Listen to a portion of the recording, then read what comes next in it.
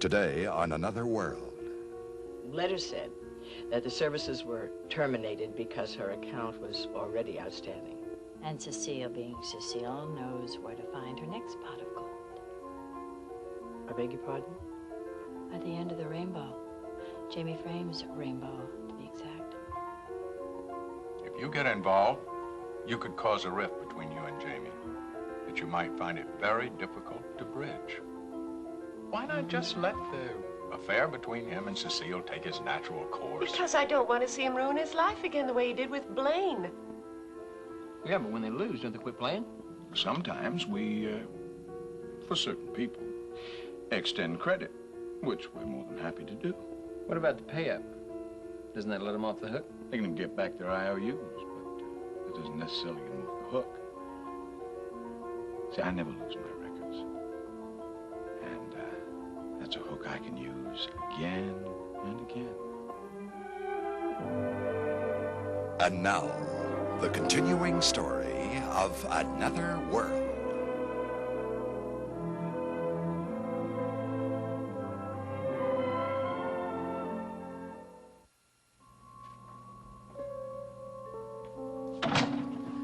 Dr. Holloway, there's an emergency in the next room. She just came in. She's not breathing. Paramedics started CPR in the ambulance. She responding? Not yet. It's hopeless, Doc. I think we lost her on the way. Gotta keep trying.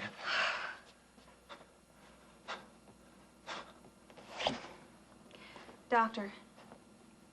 Holloway, she's gone.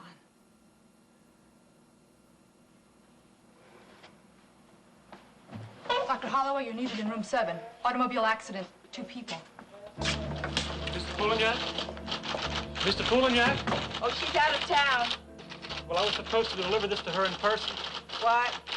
I was supposed to deliver this to her in person. Oh, would it be okay if I signed for it? Good idea. It'd save me having to come back. Okay.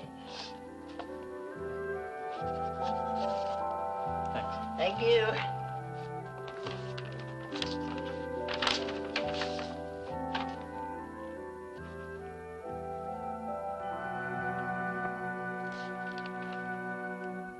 Well, I was talking to Jamie just now. The work he's doing puts me to shame. I thought he was supposed to be taking a break. I thought so too, but it seems that he and his work have become a habit. An addiction, I should say, I think. Well, I guess we all go through that phase when we're young and eager to impress. Yeah, you know, that's true. I hadn't looked at it like that. Perhaps I am taking the role of the concerned father a little too zealously. Well, better too much than too little. I don't know that Jamie would agree with that at all. Well, to business. To business. Okay, I have a list of possible contents for next month's Brava. You wanted to see that, didn't you? Oh, yes, I did. But I tell you, Pat, there is something that I want to ask of you, please. Now, I know that I defined your workload very specifically when you accepted the editorship.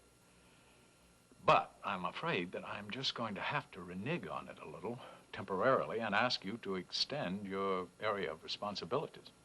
Well, sure, Mac. What needs to be done? There are 2 things, and I'm afraid that both of them, under normal circumstances, would be in Cecile's domain.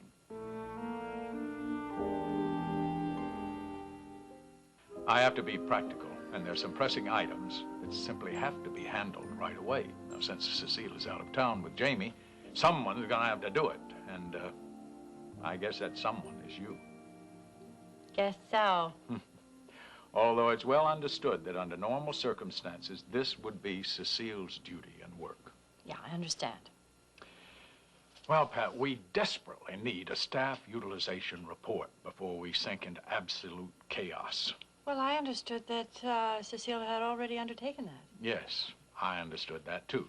Also, we're very, very behind schedule in the proposed Brava budget for '82, so I'll need you to get to work on that as soon as you can. Budget. All right. Thank you. I will get on it. Oh, and Pat, look, since you are going to be beginning this work all on your own, I think you'd better assume that you're going to carry it through to its completion. You mean when Cecile gets back? Yes, it's really far too important and too technical in nature to change in midstream. Well, it's fine for me, Mac, but I don't want to step on Cecile's toes. She might misunderstand and think I'm trying to move in on her territory. Yes, I realize I could well be opening a can of worms here, but I don't think there should be any hard feelings. This absolutely has to be done. And I think Cecile should simply appreciate your help. I hope so, Mac. Well, looks like I have my work cut out for me. I'll start first thing tomorrow. Thank you. Oh, yeah, and Pat, on these matters that you're taking on, you'll be dealing directly with Jamie, not with me, all right? He certainly has been given a more and more responsibility, hasn't he? That's right. I tell you, Pat, I want him to be ready to fill my shoes at any time. And I think I should attempt to stretch his ability to the fullest now. Now get him hooked up. After all this, I don't want to lose him in the hallway.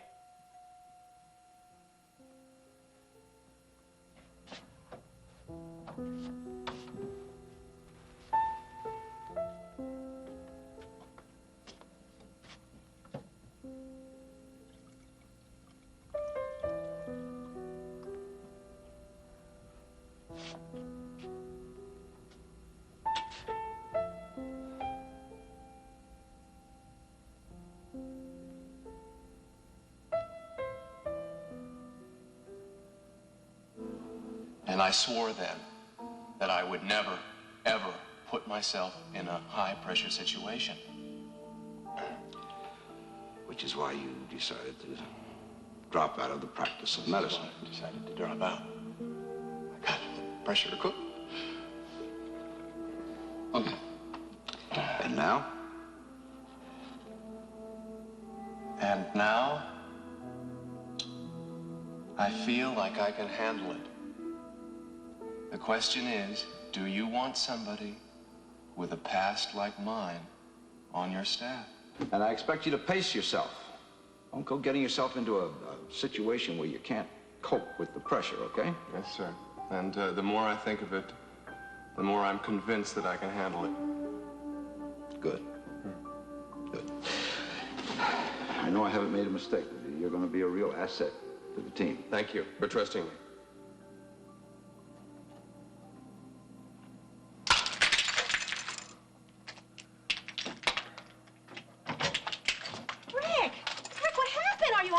I just, glass slipped to the floor. When I dropped it, I tried to pick up some pieces. Well, let me see. Is it deep? No, it's fine, it's fine. Well, look, you better have that checked out. You're wanted in room 4. It's urgent. Isn't it always?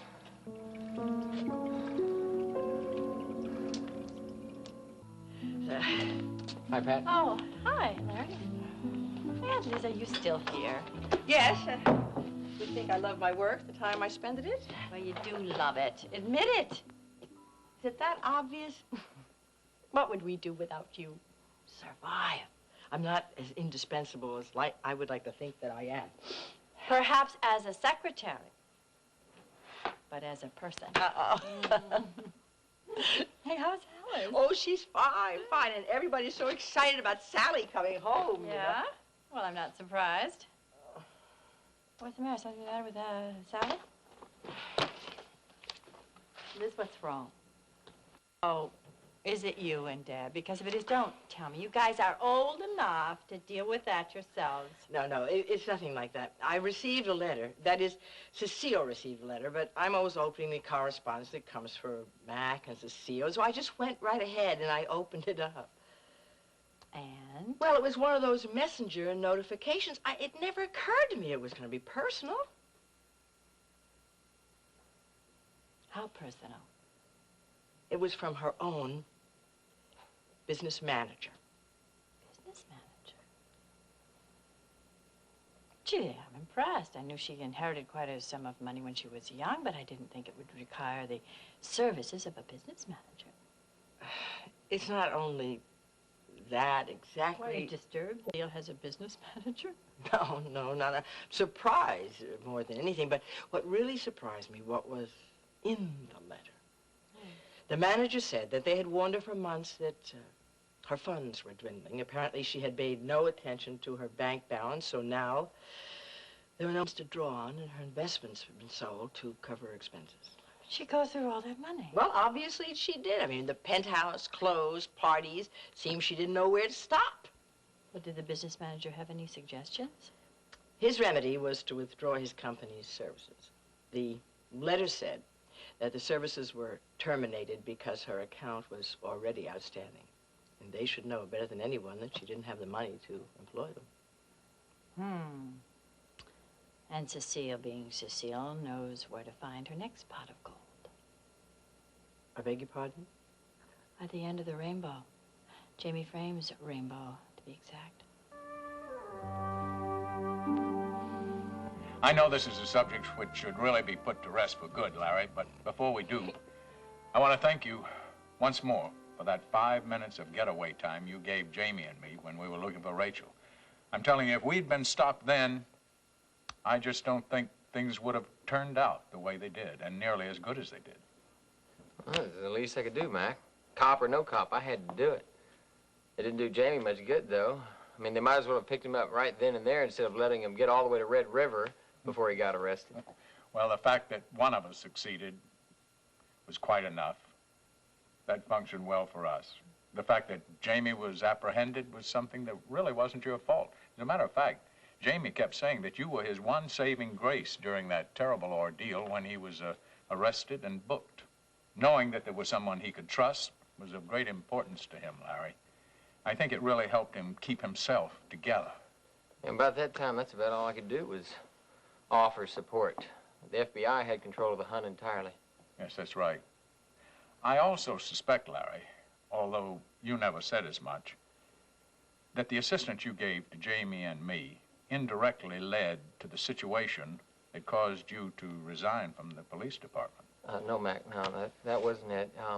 It was a number of other things. Yes, but ours was one of them. May not have been the final straw on the camel's back, but certainly added to the pile. And I have a strong feeling that the scrutiny that Zachary Colton put you under was the direct result of your assistance to Jamie and me. I mean, you said yourself the FBI was in control. Perhaps they put the idea in Colton's head. Well, it's hard to say. I prefer not to think about it. I really can't do anything. Well, whatever happened, I want to pay you back. Look, that's not necessary. I disagree about that. At least, let me put the proposition to you. Then you're quite free to accept it or reject it. But that way, at least I'll feel that I've tried to repay you for something that was very valuable to us. Okay. A large company like ours is always hiring and training newcomers. I want to offer you a job with Cory Publishers. Not just any job, but one in an area that you choose to work or to train in. You can have plenty of time to see how you like the publishing business, and also to pick the one that appeals to you. Well, that's very generous of you. That's too generous, man. Oh, no, nonsense. Look, as much as I would love to accept your offer, I've already tied myself up with another commitment. Oh, I'm very sorry to hear that, Larry. See, I thought getting a job would be so hard that I accepted the first one that came my way. I understand. So, where is it you're going to be working? Jordan Scott offered me a position at the arena. He's going to put me through a training program and let me learn various aspects of the business. I see. Well, I certainly wish you success at it.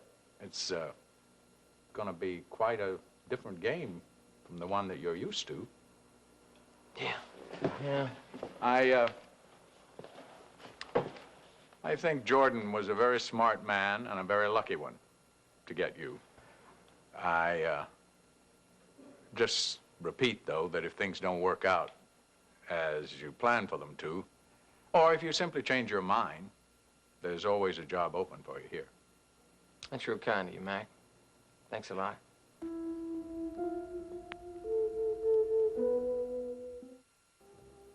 Thank you. Thank you. Pat, there was something I wanted to talk to you about. I just hope it doesn't put you off your food. Oh, dear, is it that unsavory? Well, possibly for you, yes. It's about Cecile. Oh, I see. I don't know if you're aware of it, but she's moving in on Jamie. And I need your help. My help concerning Cecile? Well, I didn't know who else to turn to, and I know you've had to deal with her. Yes, I have, and I'm well aware of her power over people. That glowing innocence just covers up a very shrewd and very unscrupulous young woman. I understand that she had you fired. Tell me what happened. Yes? Well, Mac and Jamie were away. They were looking for you, as a matter of fact. And, Mac had left her in charge, which put me in a rather difficult situation. I mean, normally when I have a decision that has to be made, I go to Jamie or Mac, but while she was sitting in Mac's chair, I was forced to report to her as my superior. She must have loved that. Oh, love is too weak a word for it. Anyway, she divined it to be the perfect moment for me to depart Cory Publishing, and she set about in her very charming and terribly sincere way to manipulate people into thinking that I was about to go over the brink. And unfortunately, by the time she finished, I was about ready to go over the edge. I mean, I had it. Philip left. Did she engineer that? Oh, no. No, Philip was angry with her because of the way she treated me. He quit. And I also think he wanted to leave her drowning in the chaos that she'd created so that Mac would see she's not as capable as she thinks she is. It's hard to believe she's that devious. Well, actually, maybe it's not so hard to believe. Well, the irony of it is that she ultimately did me a large service. I stopped drinking, Rachel. I'm on my own 2 feet, and Mac has given me back the best part of my old job. So the cloud had a silver lining. Yes. Rachel, there's something else that I'm going to tell you. Another scheme that Cecile had up her sleeve. Oh? I detected it a while ago, but, well, I'm pleased to say that it didn't work out. But Cecile was trying to get your husband interested in her. Mac? It was after you'd been convicted, before Matthew was born. Did Mac realize this? No, I don't think so. Well, if he did, he didn't let on. Oh, don't get upset, Rachel. It lasted such a short time. I mean, Cecile realized very soon that trying to get Mac interested in her was a hopeless ambition. So she's moved on to a sure thing, named Jamie. It looks that way, Rachel. So, what do you think? Do you think there's anything we can do to help for Jamie's sake? I don't know. Certainly going to give it a good try. I think I want to sit Jamie down and help him to see just what kind of a woman Cecile really is. What's that? What happened to your hand? Oh, nothing. That happened tonight? Yeah. I broke a glass in my hand. I don't know what happened. I guess I got really tense there for a minute, and the next thing I know, I was holding a fistful of shattered glass. It's no big deal. Well, maybe not. Did you have that taken care of? Oh, yes. Yes, doctor. So what happened? What happened? In the ECU. Is there something you want to talk about? I don't know. Yeah, I guess so. We had a couple of really hectic hours down there, and I lost a patient. No, not a patient. It sounds so cold and unfeeling. They told me she was dead when they brought her in, but I thought I could revive her. You know, magical powers and all that. Rick, it happens. I wanted to do more. Something. Listen to me. Now, this may be difficult for you to accept, but we are just as human as everybody else. I mean, we can cure people if they're curable. But we are not gods. We can't do anything more than that. We can't erase damage that's already been done. I know that. One of my biggest problems realizing the fact that maybe I'm not perfect. Maybe. Perfection is a pretty elusive commodity for us humans. I know that, too. Funny how you can know something perfectly well, and yet deep down inside you, you can't accept the logic of it. I always had felt that whatever I did, I had to do it to the utmost perfection. Best student, best researcher, best doctor. It's like I set goals for myself that are beyond my limits. That way I always confirm my own incompetence. I have a feeling we're not talking about just what happened in emergency tonight, are we? No, I guess we're not just talking about that. Do you want to talk about it? Do you want to listen?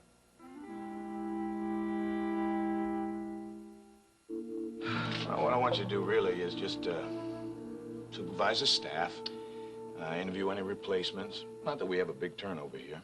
Make sure all the bar supplies are reordered, and generally make sure things run smoothly. Is that all? That's all. Your kid sister handled it with ease. Well, you're lucky. She got all the brains in the family. Now, don't sell yourself short, Larry. I pride myself on my judgment of character, and I chose you. But you're right. I am lucky to have Blaine. She's quite a woman. You two are really getting along good, aren't you? Yeah, we are. We're real close. Guess we must be for me to be making this move. I mean, into that big house. I never thought I'd see the day. Somehow it feels very right. Well, you know what they say. If it feels good, do it. Exactly. And boy, are we gonna celebrate. Where do you see the party we're gonna throw? Gonna really set this town on its ear, huh? Yeah, Bay City society may never be the same. You'll be there, of course. Well, no, I think this party sounds like it's gonna be a little fancy for this country boy's blood. You'll be there. Well, there are some important faces I want you to see. Faces I want you to remember. Oh. See, when certain people come in to the arena, we like to treat them especially. I know, the customer's always right. I figured that meant all customers. Well, some customers are more right than others. We like to see that some have better luck. Wait, what do you mean? It sounds like I could use some of that. Don't you worry, Larry. Your luck has changed. Yeah, I know, but what do you mean? Well, there are certain people that we like to see enjoy themselves at the tables. You mean when? I don't know too many people enjoy themselves losing. Yeah, I know, but I didn't take you for one of them. I mean, if they win, then you lose. Now, that doesn't sound like good business to me. Oh, it's good business, all right. See, it keeps them coming back again and again, and, of course, they don't always win. Yeah, but when they lose, don't they quit playing? Not necessarily. Sometimes we, for certain people, extend credit, which we're more than happy to do. Oh. Oh? Keeping them in debt makes them kind of friendly. Friend in need is a friend indeed. What about the pay-up? Doesn't that let them off the hook? Oh, they can pay up, all right. They can get back their IOUs, but that doesn't necessarily get them off the hook. See, I never lose my records. And that's a hook I can use again and again. I'm listening. I don't know where to start. I guess I'm looking for the voice of sanity. A voice, maybe. Sanity, I don't know. I'm not so sure. You seem to do all right. With what? Handling things. Well, I try. Russ, do you have any kids? No. No, I never got around to that. I had hoped to, Tracy and I had hoped. I'm sorry, I didn't mean to. That's all right. That's all right. Tracy and I had something very special. Nothing could take that away. Yeah. Anyway, you had family. And sisters. I guess we both do. 2 apiece. Yeah, we're outnumbered. Although I was always the big brother to Pat and Alice. Yeah, I was always the little brother to Kit and Amy. But it's basically the same. I mean, at least that part of family. I don't know. Families do vary. That's what they tell me. Well, sisters are sisters. What about your dad? How did you get along with him? Very good. He was my hero and a good friend. He still is. Sounds like you were pretty close. Yeah, I guess I never realized how close until just recently. But he's always been there for me. Always? Yes, always. That must be okay. I mean, to know that he loves you no matter what. Well, that is something that both parents taught me, that real love is unconditional. I don't know, it has no requirements, no catch-22. It's always there for you and when you need it to fall back on. And it doesn't have to be earned. Rick, I get the distinct feeling that this is more than just idle conversation. I guess so. Well, what is troubling you, Rick?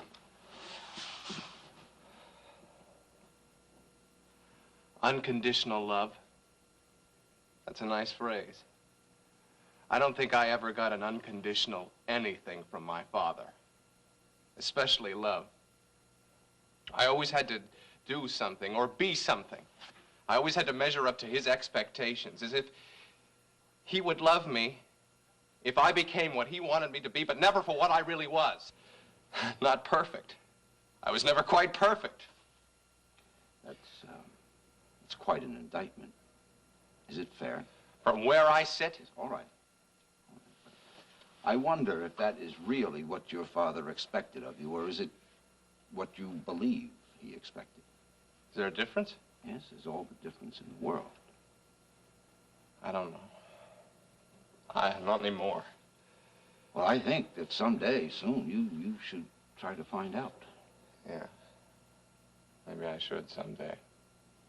But what I do know now is that I've got to stop operating as if perfection is the only acceptable level of performance.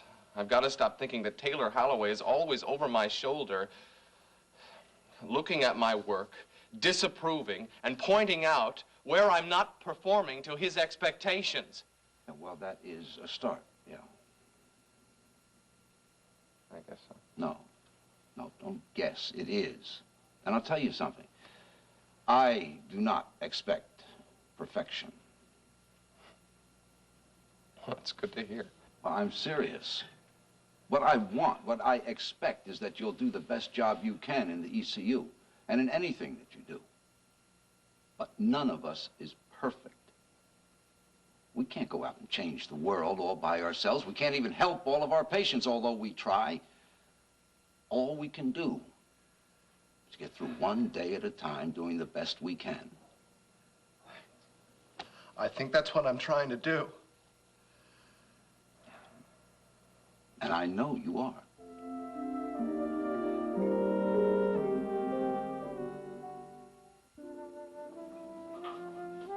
Darling? Hi there, honey. Hi, you need some help? No, all done. How was your dinner with Pat? Oh, it was fine. You didn't have to do all this cleaning up. You must have had an awfully tiring day, long day at the office. Oh, what a day. I'm telling you, with Jamie gone, it's just nonstop. I tell you, Rachel, I never realized what a workload that boy carries till I try to have to do it all myself. I'll be glad when he's back home and chained to his desk again. Just so long as that's all he's chained to. I wonder what that means. Nothing. Mm-hmm. Has Philip started with the newspaper yet? Yes. Is he going to hire a whole new staff? No. I want him to keep on most of the current employees. I don't see any point in firing everybody and starting all over again. This staff seems very talented to me. You know, a lot of mass hirings and firings are simply cover-up for high-level stupidities. Does Jamie know about this? No, it's going to be a great surprise for him. He's going to be the Citizen Kane of Bay City? No. Well, you know, he knew that I wanted to purchase the newspaper. But the deal didn't come through until after he had already left. And I didn't tell him today that I've decided to name him publisher. Today? You talked to him today? Oh, yes, yeah.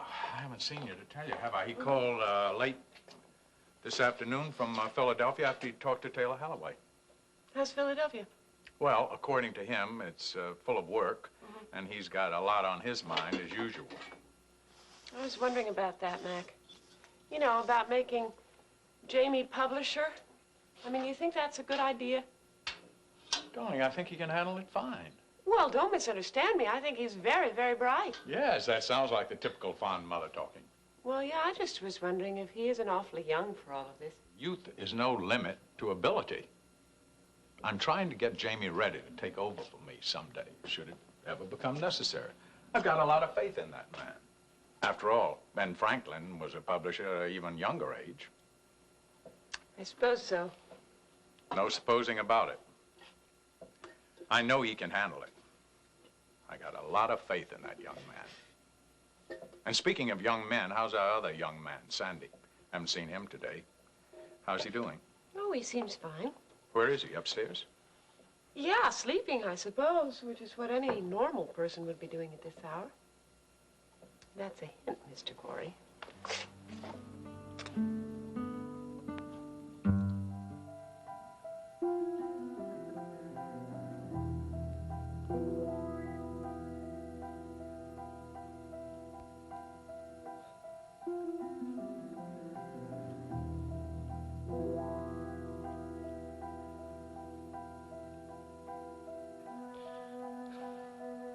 Never enough, Sandy. I thought I'd taught you that, along with how to please nice ladies. And she's a very nice, rich lady, with a rich, respectable husband who would be shocked to know what his sweet wife did while he spent all his time and money at the tables. You never let go, do you? Never. Now get that membership like a good boy. No way. I'm not... I don't want to hear anything. Anything that might get you into trouble. You remember what happened the last time you played your little Boy Scout routine? You have a good memory, don't you? Come on. Get serious for a minute. Serious? Okay, serious. I don't want to do this anymore. I can't do it, not much longer. It's killing me inside.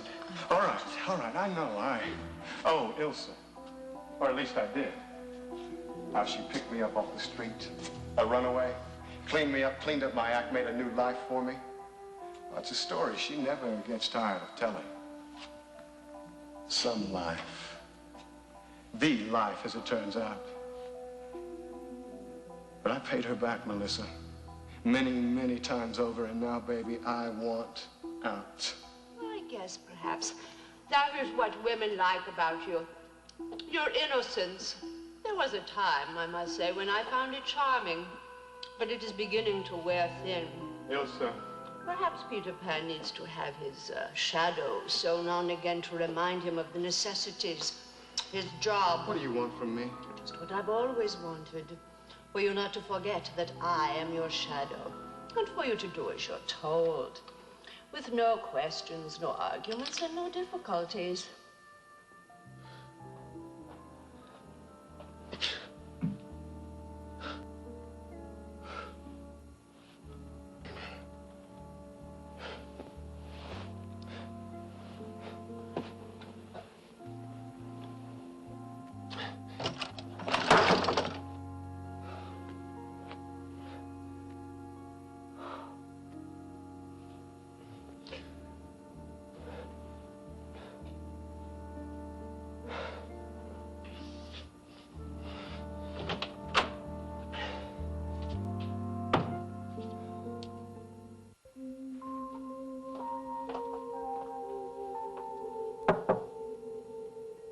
Sandy?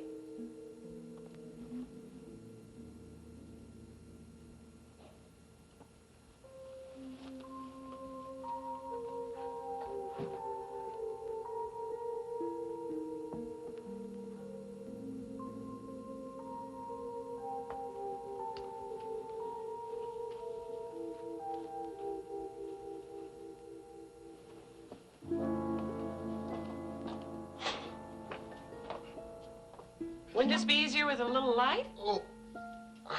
Listen, it's freezing down here. You know we don't have a heat on. You better put this on or you'll catch cold. That's the last thing I need on top of everything else. So you were after a gourmet's delight here, huh? Having a gourmet adventure? Yeah, well, I was just a little hungry.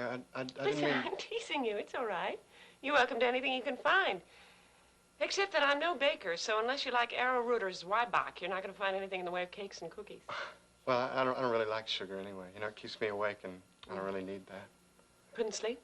That's just one of those nights, I guess. Nightmares? Did I make too much noise? No. It's just that a mother hears things other people don't hear, especially with a newborn baby in the house. I'm sorry. Don't be sorry. There's no way you can control the effects of a bad dream. Now, what were you after? A marmalade mustard sandwich? I guess I didn't read the labels.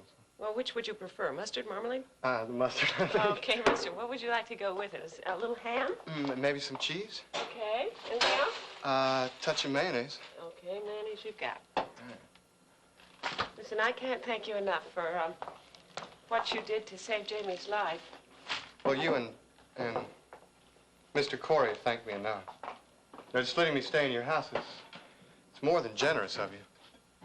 I don't know what I would have done if anything had happened to Jamie. I guess a mother could say that about all of her children, but I don't know. He's my firstborn, and I guess you always feel special about your firstborn. And then for so many years, he was my only child, and for much of that time, we just had each other. Actually, that's the way my upbringing was, too. It was just Mom and me. So anyway, I guess somehow families become very, very important to me. Everything this family has gone through over the years made me more and more aware of how important it is to keep a family together. I don't think I'd ever let anyone or anything tear this family apart. Yeah, you know what? I think I know what you mean. I mean, well, sometimes somebody will get so caught up in doing things, you know, like making money or going places or buying things that they think they want, that when something unexpected happens and they have to fall back on themselves and they look at what they have, you know, I mean, really have. It's not what they wanted at all. Yeah. Superficial things that they just don't give you love or friendship. It's just people, isn't it? People who you care about. People who care about you. Yeah. I think that's it. You know, and it really becomes important when I don't know, your body fails on you. Yeah. What's going on here? A secret midnight rendezvous? No, just a special on sandwiches. Sounds good. Can I get you something? Please, yes. What are you having, Sadie? Just gonna have a little Swiss cheese and ham, mustard mayonnaise. Oh, well, I think I better keep it a little simpler, my favorite. Ham. Right. Okay. Then no nightmares, right? Oh, you know that's just a wives' tale. Excuse me, I'm beginning to fade a little. Oh. Okay. Well, good night, Cindy. Sleep well. Good night. Anything we can do for you? Good night. Time. It's running out. Yeah? Winter's almost over. Sure goes fast. It sure does. Pretty soon it'll be spring.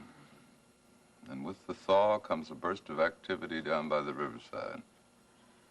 Remember? The docks. Docks that will be under our control. Right. Our project must finish first and finish last. We must be the only project that finishes. And that means two things. Either the Cory Holloway project shuts down or sells out. Which would you prefer? Jordan, I'm a very easy man to please. But I want one or the other. And I want it soon. Or I won't be pleased. I hear you. Good. And while you're about it, tell me whatever you hear about Jason Dunlap. Jason? Is he causing problems? On the contrary. I had a call from Vegas the other day, from Ilsa. And she was very impressed with Jason. What do you hear? Well, Lynn says he's doing okay at the connection, setting things up, but of course he has her down there with him, and it's a big help. Indeed it is. But you know, he must be doing something right. I've got a feeling that Jason Dunlap could be a man to watch. In what way? I've got the feeling that he, too, could go far in the company.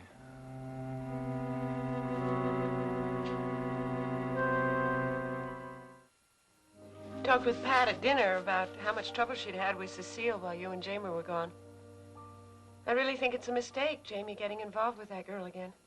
Now, Rachel, you know, we've all been victims of love or infatuation of whatever. There's no way anybody can talk you out of it. You're not going to gain anything at all by trying to direct Cecile and Jamie's emotions. Honey, he's young. He's got to have a fling. Even if it's slightly insane. He's got a lot of passion in his veins. At least I hope he has. Nothing's going to hold him back. I don't want to hold him back. I just want to show him the other possibilities. If you get involved, you could cause a rift between you and Jamie. I just can't stand by and watch him ruin his life again all over again the way he did with Blaine. I don't want to interfere. I just want to present the facts to him and let him choose for himself what kind of a lady he's decided to get involved with.